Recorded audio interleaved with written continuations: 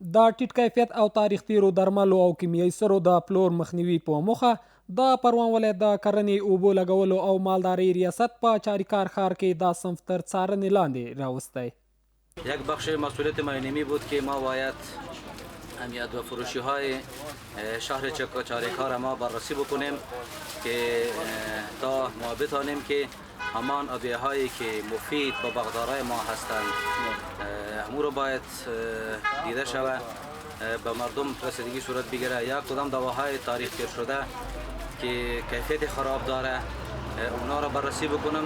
بل لور ته یو شمیر کروندګر او د درملو پلورونکي دا کار ستایي او یاده چاره د بزګرانو د ملاتړ او د هغوی د زیان د مخنیوي په لور مهم اقدام بولي. ما خوش میشیم که یا بیان تو بررسی کنند دوای تاریخ تیر شده را بکشند دوای خراب نمانند اینجا تا سر مردم دیاپین نفروشند. دیاپین مردم غریب بیچاره است اما قدر مصرفی که میکنه حتی نیم اون مصرف پوره نمیکنه حتی پیسه بیلش نمیکنه به خاطر از این دوای بی کیفیت میاره مردم.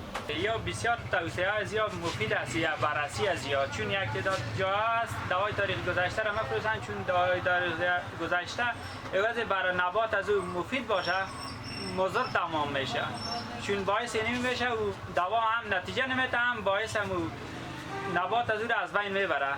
دا یادونې وړ ده چې د ټیټ کیفیت او تاریخ تیرو درملو کارونه کروندګرو، مالدارو انسانانو او چاپیریال ته جدي زیانونه رسوي. له همدې امله د کرنې ریاست وخت نه وخت دغه صنف تر څارنې او ارزونې لاندې نیسي څو د کرنې سکتور له زیان سره مخ نشي.